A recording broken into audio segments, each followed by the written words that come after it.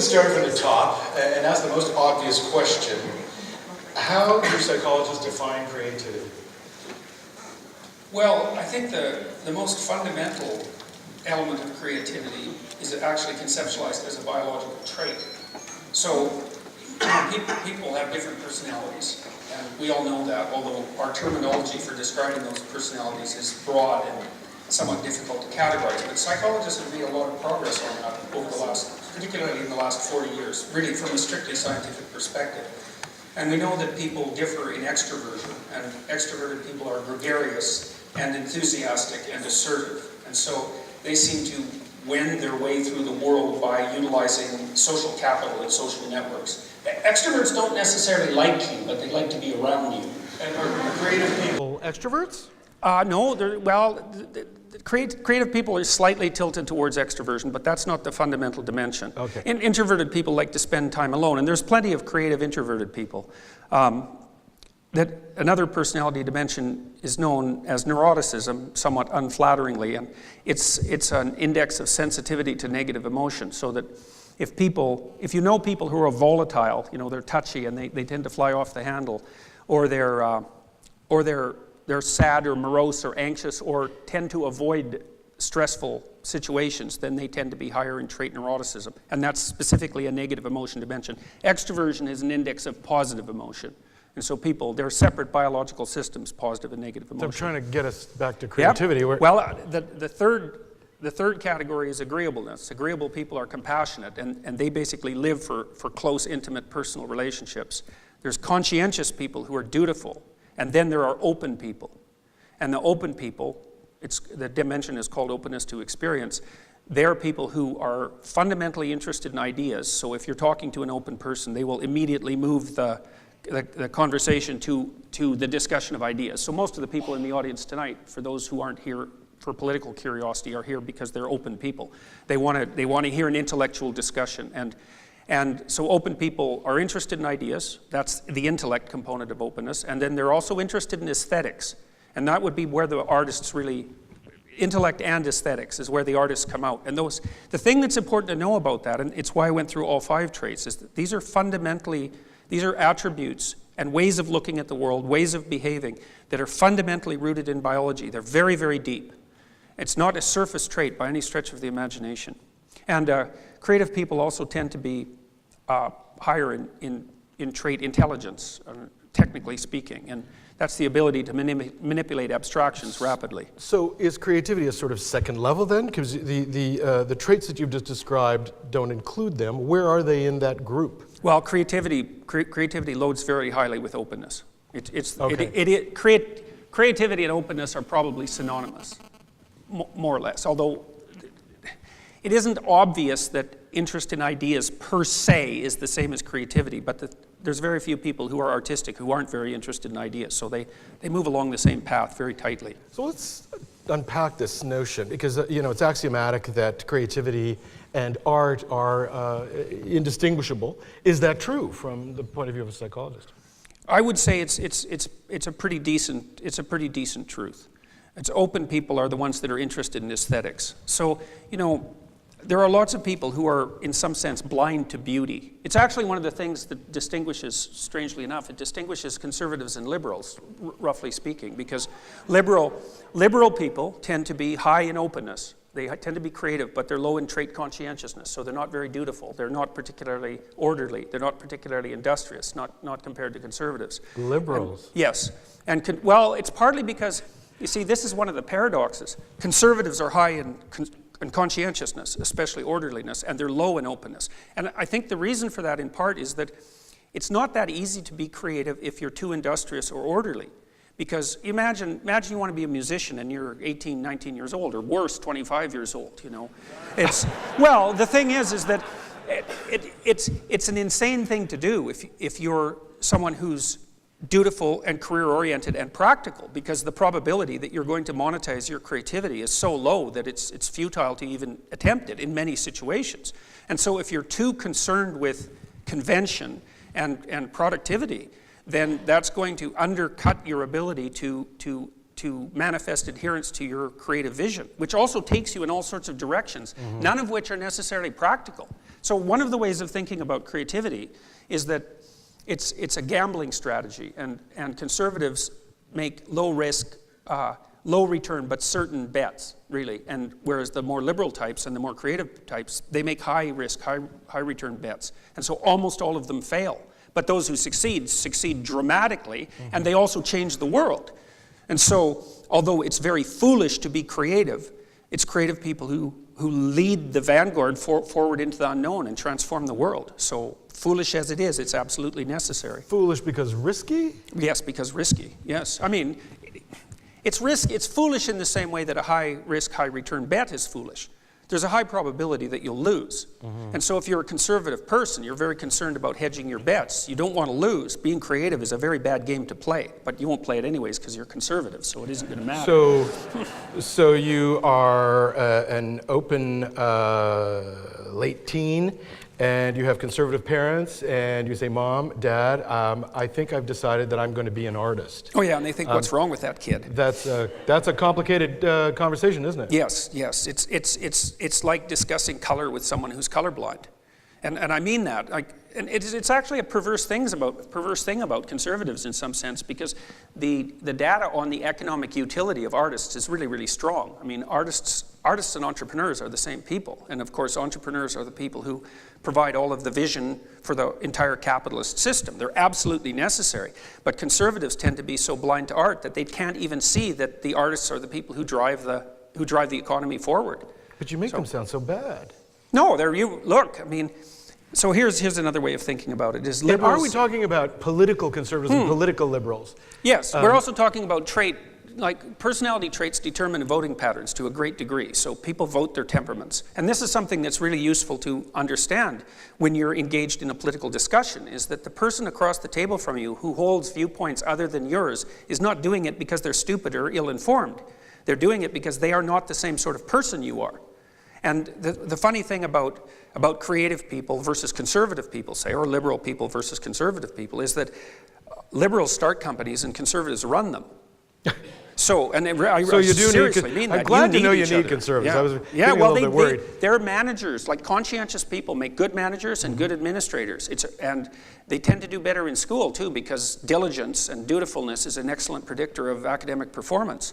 So if you want something that's already been invented, implemented, and then turned into a machine, you don't get someone creative to do that. They're off to do the next thing. They're not even interested in that. You'll bore them to death. So. Wow. So let's say you're an employer and you need some creative people. Yep. Is there a psychometric test to find out if someone's actually creative and they're going to be useful? Well, IQ tests work. I mean, not everyone with a high IQ is creative. Lots of lawyers have high IQs and they tend not to be creative at all. Well, you think about why that is, Because lawyers are bound by precedent and rules, and so that isn't the same as being creative. And you want a creative accountant? No, not really. not unless you're looking for a jail sentence. So they don't like that word at all. No, yeah, that's right. My creative accountant, wink, wink. Right. So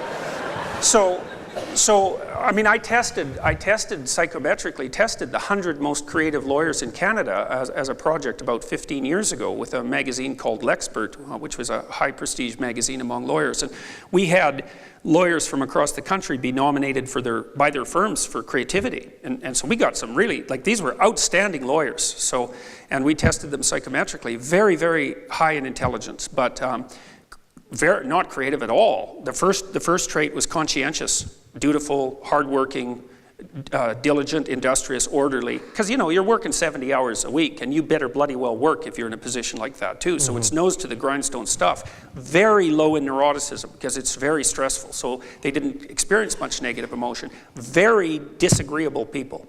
Well, they're litigators, and so they want to win. They're not compassionate and they're not polite. And only after that were they open. So they weren't creative at all, but they were extraordinarily intelligent. So. Do employers look for creative people? No, not generally. Well, it's a real conundrum. So one of the things that's happening right now is that in most businesses, the non-creative people are increasingly being replaced by machines, right? Because anything that's creative can't really be turned into an algorithm that you can run as a machine, but anything that isn't creative can be. And so there's increasing demand in corporations for creative people, but the problem with being creative is that you're useless at the bottom of the dominance hierarchy. Because at the bottom of the dominance hierarchy, so a power hierarchy, you should do what you're told to do. You're not there to think outside the box. You're there to learn what you're supposed to do and implement it. And creative people are like, that isn't what they do. Now, what happens though to companies is that because they filter all the creative people out at the bottom, and then people start to rise up to the top, you really need creative people at the top because they are the entrepreneurial types, and they're the ones, for example, in law firms, even though lawyers aren't very creative, the more entrepreneurial ones are the ones that bring in all the business. There's like great lawyers who can implement, who can write well and communicate well they're not a dime a dozen, but they're relatively common. But the ones who are entrepreneurial, who can go out there and drum up new business, man, those people are hyper valuable, and they're very rare. But it's also very difficult to nurse them within any system, because systems do not nurture creativity. They're the antithesis of creativity. Because the artist is always the person who stands outside the structure. And so, or maybe builds his or her own structure, which is also why it's hard to evaluate creative people. You can't, really, because if they're operating within the confines of a system that has an evaluative structure, they're not creative. So they're a real pain to try to manage and to organize. But you can select them. You select people who are high in intelligence and high in openness. We've done that in California. So I work with this company called the Founder Institute. It's quite a cool company. It's run by this guy named Hideo Resi, and he has now started schools to foster entrepreneurship in 135 different cities. And so we're testing in 8 languages, and we can reliably select people who will have a functioning business within a year. You select them for high openness and high intelligence, roughly speaking. So it's certainly something you can do. But then you have to figure out what you're going to do with those people, because telling them what to do isn't going to work, and putting them in a box is completely counterproductive. So they're very annoying, even though they're hyper necessary. We work with living artists, and I spent my whole career working with living artists. I worked with one dead artist once, and I will never do that again. It's not for the faint of heart. It's not for everyone to manage creatives. It's also not for everyone to be one. I've only known one person in my life that attempted to live, I would say, fully as an artist outside of systems. And I mean, he was a jack of all trades. He could do everything. He was a licensed electrician. He was a carpenter. He was a taxi driver. He could pilot boats. He was great at fixing up houses. He was a designer. He was a good speaker. He was a good problem solver. He chased all the rats out of the McGill campus at one point. That was one of his jobs. Does he speak French? He does. He does. Give him my card. Yeah, well, and he's also a very accomplished artist, and he was the best at that and great at social networking, But even him, he had to be dancing all the time to monetize his capabilities. With that multi-dimensional array of skills. So it's very hard to be an artist and to survive over any reasonable period of time. What's wrong with our social structure? Well, first of all, are creative people common? Are there a lot of them? Is this a problem we need to solve to find a way to integrate them and to I don't want to say exploit them, but exploit their creativity for the greater good? We don't seem to be very good at that. We've marginalized them. There's no minimum wage for visual artists, for example. No, we do an abysmal job of it. Can we fix this, our communities? Well, the correlation between grades and creativity in university, at the University of Toronto, for example, is 0, right? But that's because it's not that easy to grade people who are creative. But so educational institutions do a great job, especially before the university level, of just crushing creative people. So, because the education system was actually set up back in the late 1900s to train the children of workers to be obedient workers. I mean, you think all the desks are lined up in a row, you're supposed to sit down, you're supposed to shut up, you're supposed to do what you're told, you do things by the bell, that's a factory bell that rings for recess and so forth. They're factories. You don't produce creative people in factories. You produce factory workers, and that's fine, except there aren't any factory workers anymore, so we should probably stop doing it. I'm not sure things have changed. They haven't changed at all. Things haven't changed very much. No, and it's hard. You were asking about the commonality of creativity too, and the other thing that's difficult and horrible is that creative people are as rare as the winners of races. No matter how many people who are racing, there's only one winner. Yeah, well, and everything tends to go to the winner, and that's how things work in the world. And the thing about being creative is that it isn't that you have to be creative, it's that you have to be more creative than everyone else. And good luck with that, especially in an era where creativity is distributed unbelievably widely on platforms like the internet. Now, I read the other day, and I probably got this figure wrong, but the orders of magnitude are approximately correct. 80 million songs are available for download online. 70 million of them get downloaded 0 times, right? And that's typical of creative production, right? I mean, the number of symphonies that most of you people have written is 0, right? The number of books you've published is 0. The number of books you will publish is 0. If you publish a book, the probability that it will sell more than 100,000 copies is 0, right? The rejection rate for a good scientific paper is 99%. So it's very, very difficult to be creative because you have to get there first. And then even if you do get there, very few people take all of the rewards. You think about Stephen King, for example, right? He's a really good example. It's like half the money in the publishing business goes to Stephen King. And the reason, well, here's why. You know, think about where people buy books, novels. It's in airports often. And so then you imagine that the geographical territory for the distribution of novels is something like the book rack in front of the bookstores in an airport bookstore, right? So it's this rack that's this big.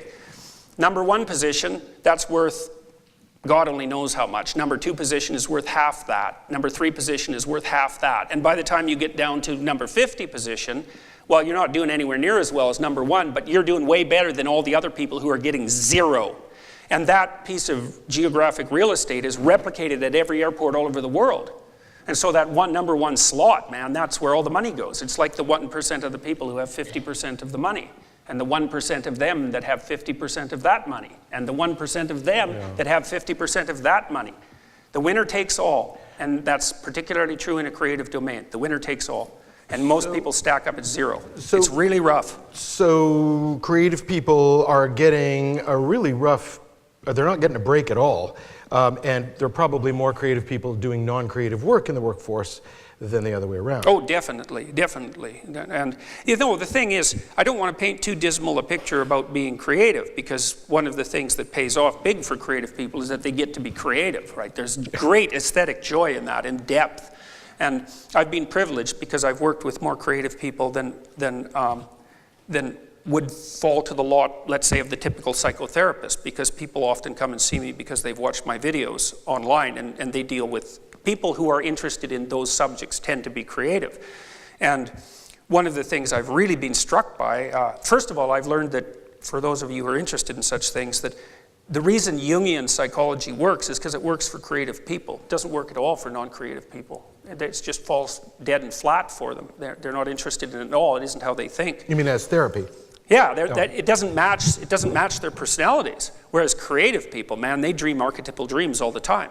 It's really interesting. And also, they die if they're not being creative. They wither on the vine. I had one client, I really liked him. He was a brilliant architect. And his rational mind was his worst enemy because it just criticized everything. He was hyper-rational, criticized everything, and really in a dark way, and effectively, you know. If I could get him to not think and just create, he was a complete genius. He could. That's where all of the vitality in his life was, you know. That's where the sap rose up inside the dead tree that was sort of embedded inside of him. And it's very common with creative people is that it's their lifeblood, and it really is from a biological perspective. This isn't some epiphenomena. It's built right into people and deeply.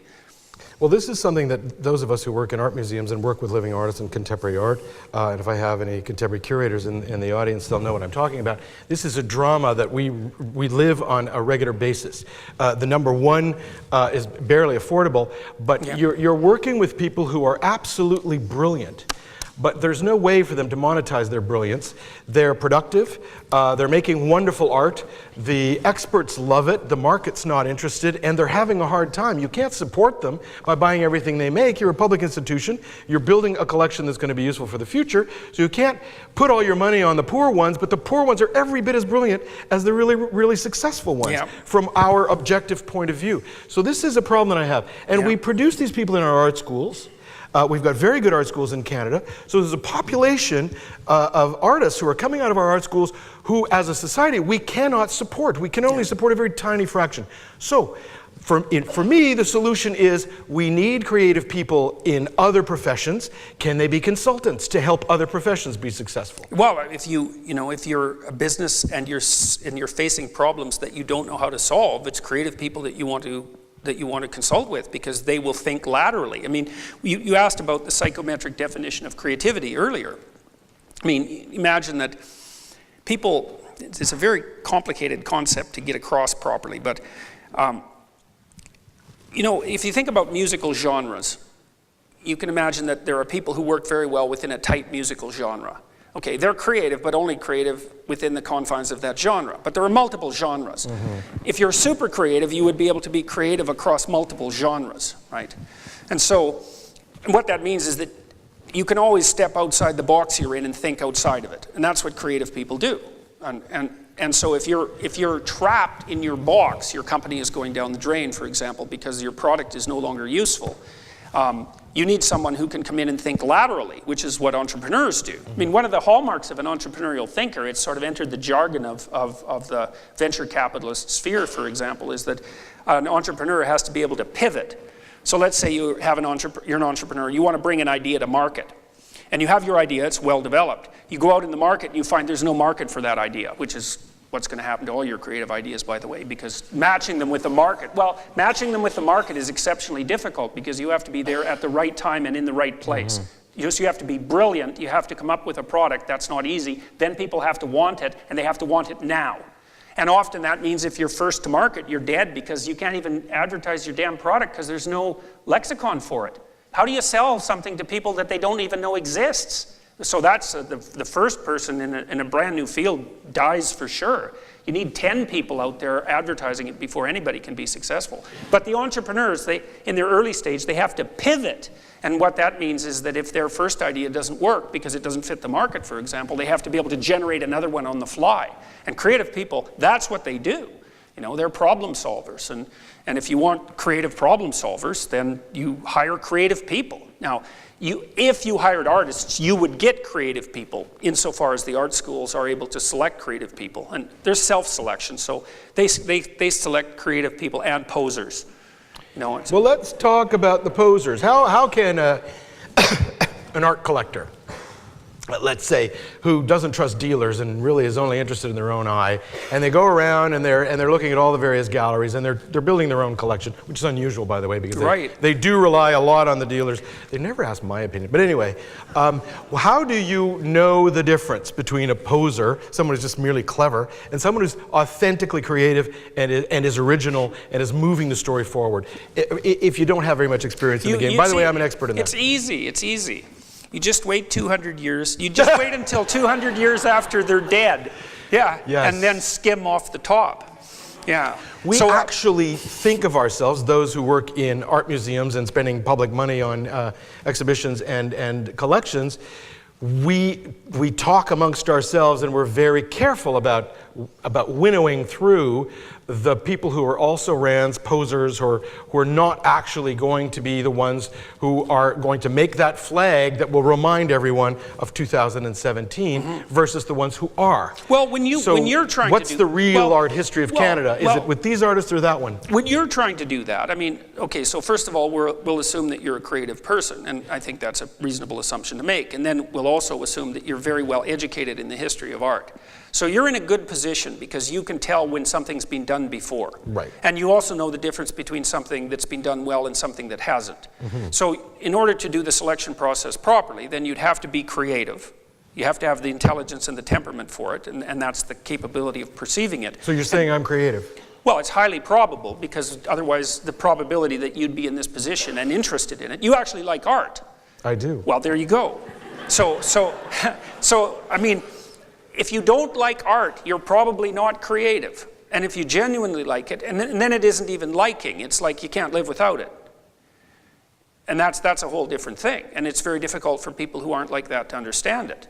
And But if you are like that, then art speaks to you, and it speaks this language of tremendous beauty and continual revelation. And you can educate yourself, obviously. You do that by, I would say, mostly studying philosophy, literature, all the artistic domains, the humanities. Make yourself a connoisseur and ally that with your temperament, and then you have a reasonable chance at selecting things that at least aren't duplicates of what's been happening before. Right.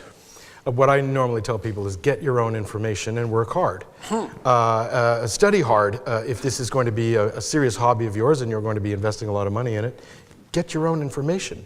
Right. Well, and people are people are absolutely terrified of art. They're absolutely terrified of it. I know. Which is why Canadians' favorite decorating color is beige. It's like, really? It's like, don't paint your wall red because you'll never be able to resell your house. It's like everybody accepts that as a truth. It's like, people can paint walls. It's a rather foolish piece, but people are terrified that they'll make an aesthetically displeasing choice and that everyone will laugh at them, and so they stick with beige. And they really are frightened of art, and no wonder they should be.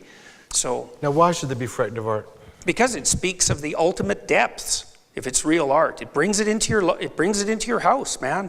People come. I've got like 600 paintings in my house. Every square inch of the house is covered with paintings, and it's quite a shock for people when they come in. Well, because some of them are of Lenin, so surprisingly enough. I've been in your house, Jordan, and a lot of them are of Lenin. Yes. Well, I collected a bunch of Soviet realist art because I have interest in totalitarianism. But anyways, my walls are completely covered with art. And not as a nostalgia. It's not a nostalgia. No, it's not a nostalgia thing, no. It might be a prophetic thing, though. Oh, dear. Well, let's not go down that road. I want to talk about being a parent. And you don't know whether you have a creative child or not. What is the wrong way to be a parent if you have a creative child and you don't know it? And what's the right way? I mean, you're a parent. Well, here's a good thing to do if you want to have a creative genius as an adult child. Die before they're 10. That helps a lot. So there's quite an extensive list. So if you're inclined to do that, suicide would really do it because. Now explain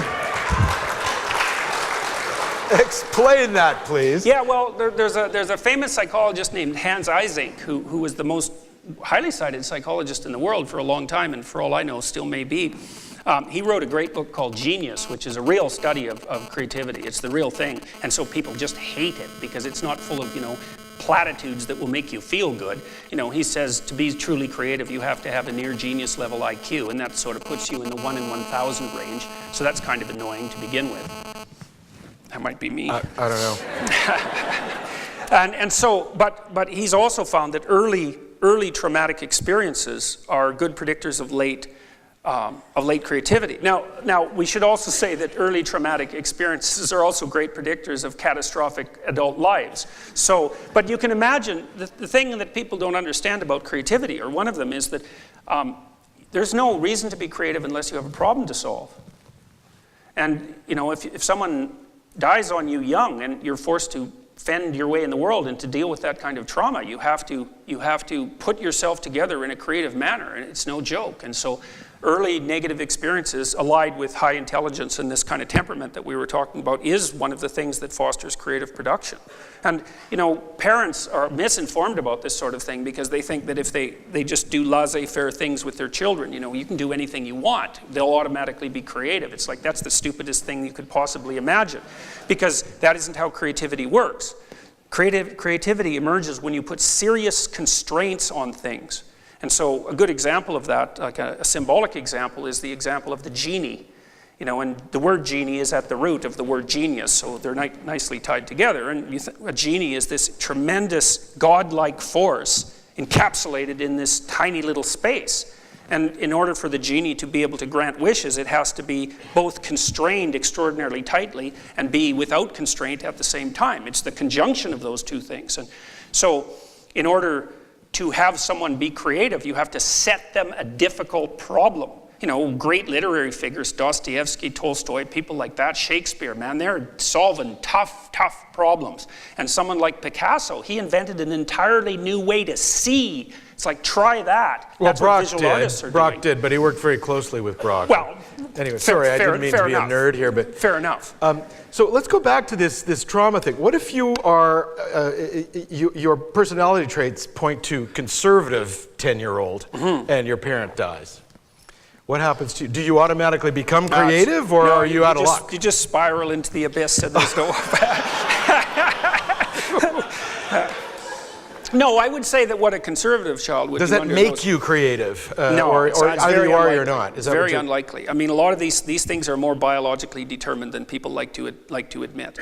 And so, I mean, what? If you're introverted, try turning yourself into an extrovert. See how well that works. It's good luck. Like if you have a really introverted child, you can make that child socially skilled and able to tolerate interactions with groups, but the probability that you'll make that child like it is so low.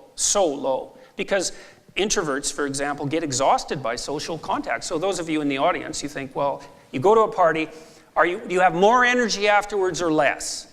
If the answer is, well, far less, I need to go sit in a dark room with an ice pack on my head, then, then you're more introverted. And it's very difficult to move that. You can, but it's very hard. And creativity is the same way.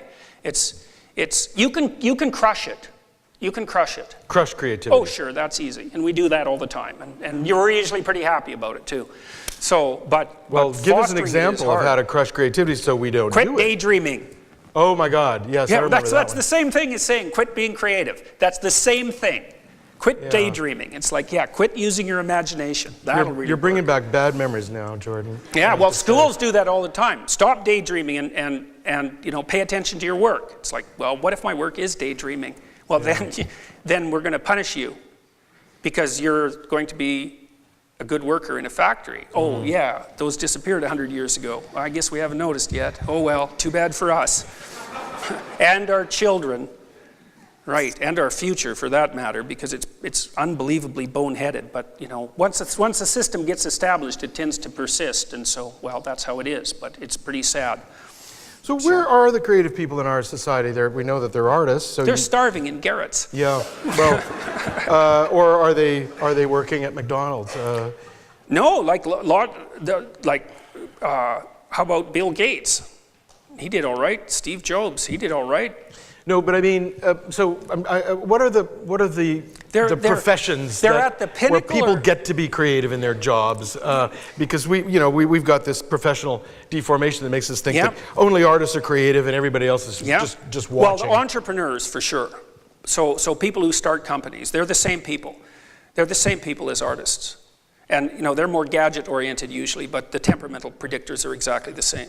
And so I would say you find artists, creative people overrepresented among people who you might regard as failures over their life course, and radically overrepresented among people that you would regard as spectacularly successful. Mm-hmm. And that's the high risk, high return gambling strategy, essentially.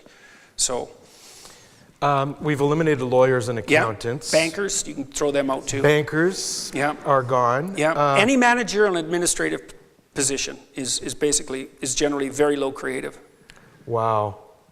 Writers, artists, movie makers, literary people. I wouldn't say professors. We did a study a while back predicting what graduate student attributes predicted scientific success. Creativity was negatively correlated. Well, it's because, again, science is actually an algorithmic machine, right? That's why it's so powerful, is that you can get people who aren't creative but who will work hard, and they crank the levers, and out comes knowledge. And it's an extraordinarily powerful technology. But you can't get creative things published. You can get incrementally better things published. Creative things, it's like no one has any idea what to do with them. And the non-creative people will think, no, that's rubbish. It's like they don't know any better, but it's very, very hard to evaluate. Are you creative? See my socks? Yeah, no. That wasn't you, that was Van Gogh. Yeah, but I picked them out. Actually, my wife picked them out. But I'll wear them. Yes, I'm creative. I wanted to ask you, and I think we have a bit of time left, I wanted to get in a little bit deeper. Some of the controversies that we have lived through in the past here at the National Gallery, let's talk about Voice of Fire, for example. And one of the arguments was, well, there's no skill involved, where's the creativity? And that's, from my point of view, it's very easy to answer. following what you've just said, Barnett Newman, who was a lousy painter, wasn't even interested in painting, was actually one of the most important artists of the 20th century, gave himself these constraints. He really, really restricted his field of operation to vertical stripes, and with a sort of metaphorical connection to humanity and our vertical aspirations. Can we talk about creativity when we're getting into an area of extreme constraint on the part of an artist, a minimalist who paints, let's just say, someone like, there's a very famous Polish artist whose name escapes me right now, but somebody's going to yell that out, who counted for his entire life and then took a picture of himself every 10 years and just counted until the color ran out, and then he starts over with another color. And his name is not coming to me. Okay. But so, if you're looking at this objectively, conceptually, it's really quite powerful and unique. And these paintings, there's one at the Art Gallery of Ontario, and we will always regret not having one here at the National Gallery. We're not likely to have one. He died. And they're quite sought after. Can you still talk about creativity when someone has a great idea in 1964 and then just proceeds to produce that idea and replicate the same thing for the rest of their lives? I'm getting into the deep psychoanalysis of creativity. Okay, well, there's a couple of things I would say about that. The first is that people were upset about that painting because they think that art is decoration. They thought, well, that's not decoration, or they think that I'd be able to do that, which they wouldn't, by the way, because it's a lot harder than it sounds or than it looks. But art is not decoration. That's absolutely foolish. Art is exploration. And artists train people to see. Like, when most of you would, I presume, would regard Impressionist art as both self-evidently beautiful and also as relatively traditional, because, of course, you all now see, like Impressionists see, all of you that are even vaguely part of the 20th century. You can't help it because the Impressionist aesthetic saturated everything, saturated advertisement, saturated movies, saturated everything. You now see like an Impressionist. They taught you to see, but back when the Impressionists first showed up, there were riots when their art was hung because the idea of perceiving that way was so radical that it caused people to have emotional fits. And so artists teach people to see, and I mean that literally. It's very hard to perceive the world. And so, and who was the artist that made all the squares with red and yellow and white? Oh, Pete Mondrian. Mondrian, he's a great example. I mean, if you go downtown Toronto now, there are Mondrian buildings everywhere. And so he was playing very, very carefully and intensely with these arrays of geometric shapes, and that's not well, I like it, but it's not particularly decorative, and it's certainly not naturalistic or realistic. It's like, what's this crazy guy up to with all his squares? It's like, well, everything is built out of squares. So he's thinking, well, what are the interesting things we can do with squares so they shimmer and glow, and so that we get the geometric harmony proper, and it's just invaded architecture. You can see Mondrian absolutely everywhere.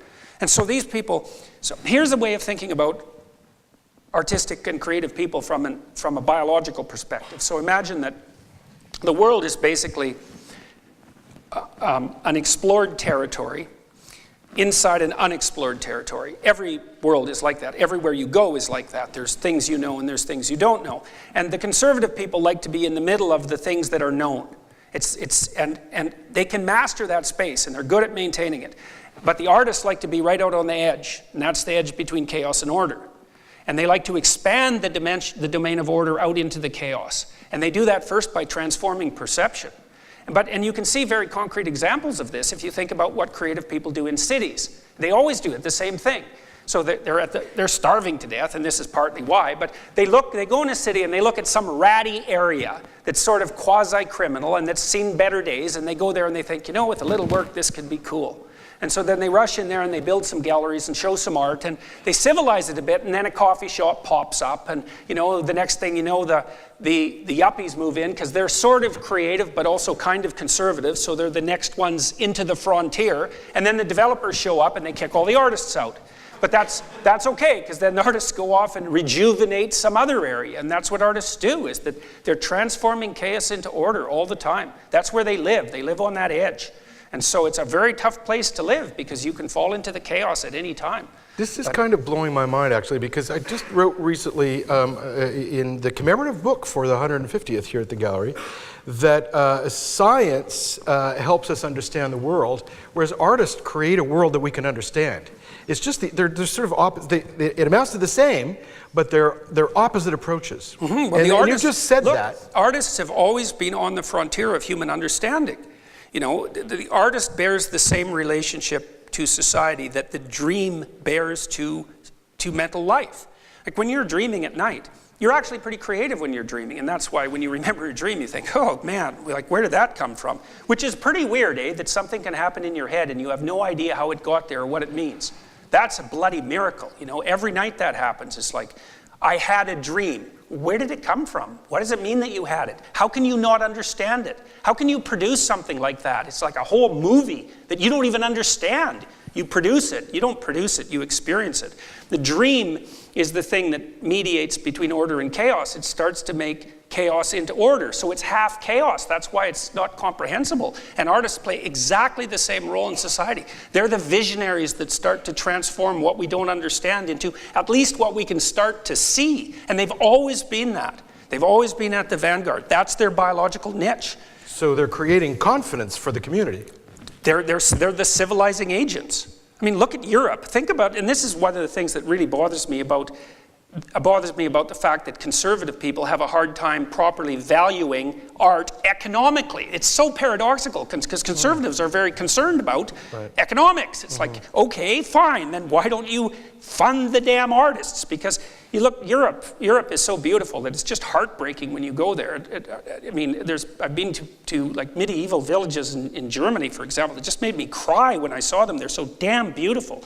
And the beauty that the Europeans have produced is infinitely valuable. People go from all over the world on pilgrimages to Europe just to look at beautiful things. It nourishes their soul. They're priceless. Paris is priceless. Rome is priceless. And it's all beauty that drives it. It's phenomenally valuable. And Canada is just ugly as sin, man. Really. Okay.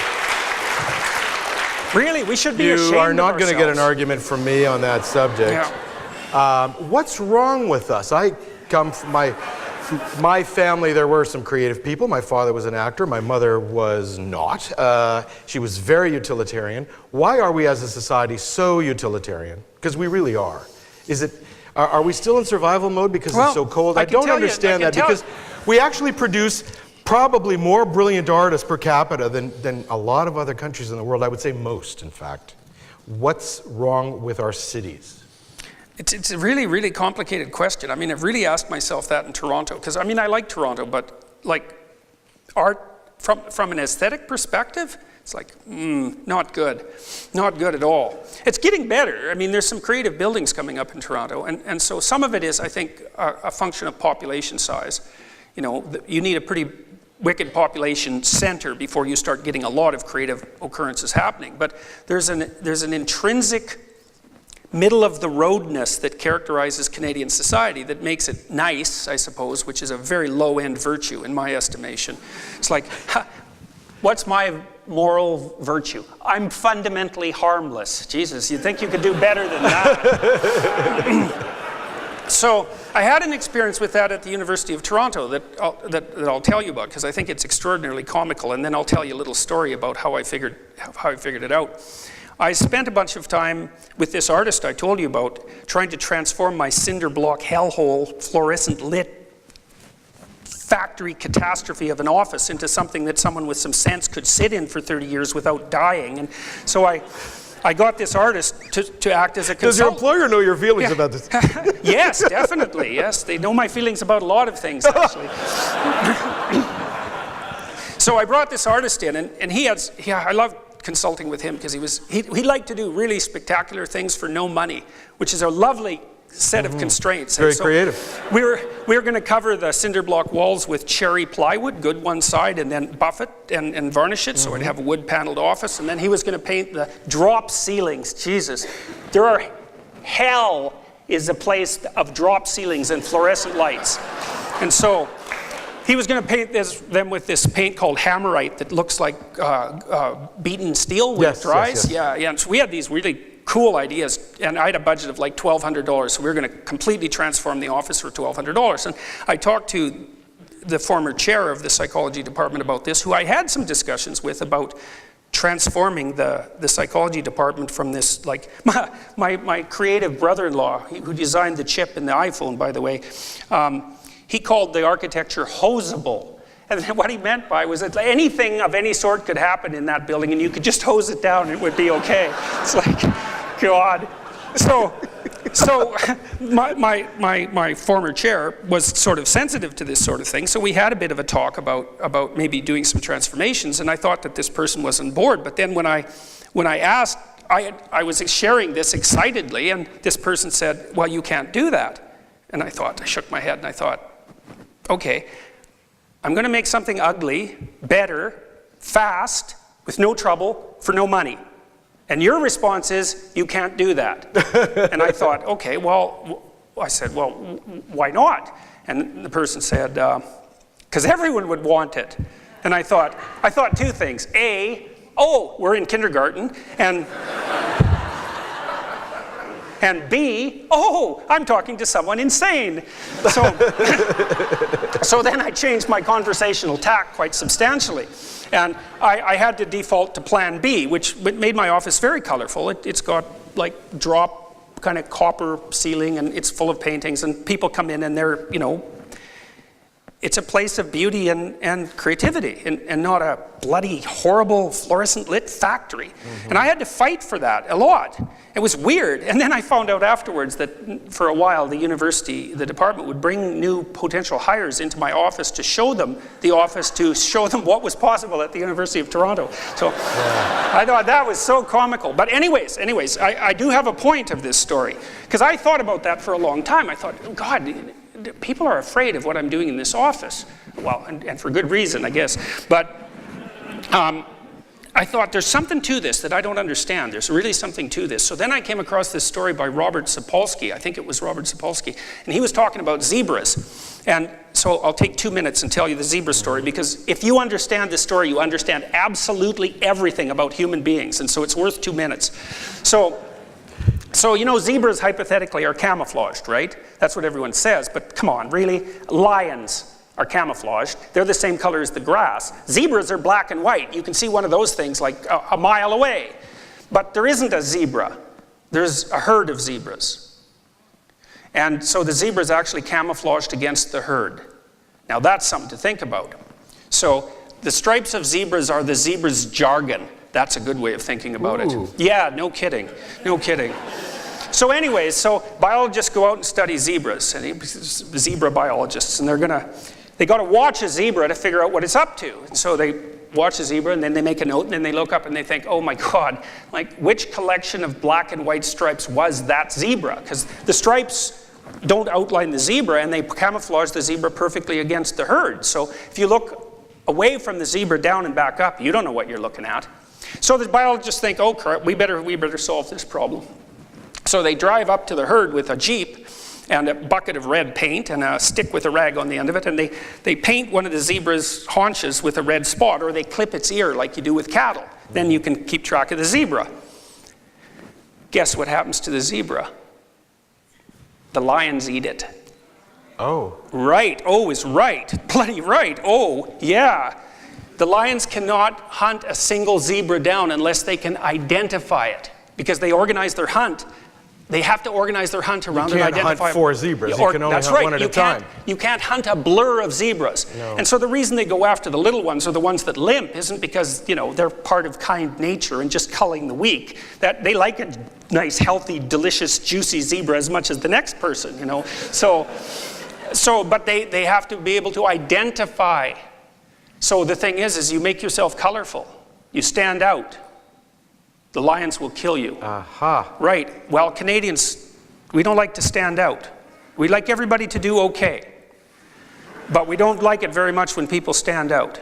And so, I mean, I'm not being entirely critical of that. I really do understand it. I really do understand it. Because there's lions out there, you guys. There are. That's right. There definitely are. And if you stick your neck out, then the lions will come. Or the sword, because that's a common saying, right? Mm-hmm. The head that sticks up above the rest is the first to be cut off by the sword. Mm-hmm. Many, many cultures have a saying like that. The poppy that grows higher than the rest is the first. The tall poppy syndrome.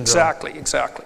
And so, and it's exactly right. It's biologically correct. Now, why Canadians are particularly prone to that, I don't know if we are particularly prone to it, but we certainly have hideous cities, and we should be embarrassed about it, because we have the wealth to make them beautiful, and the return on that investment would be absolutely unparalleled.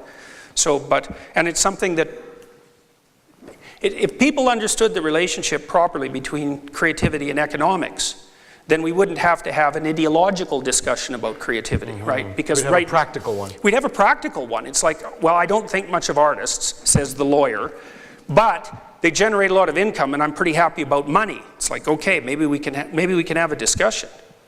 And on that note, Jordan, I wanted to thank you so much for. I'm going to go to bed much less of an idiot tonight, as we say in French. Thank you for enlightening us on the psychology of creativity and about creativity, and I would invite everyone to go out and make more beauty in our city. yes.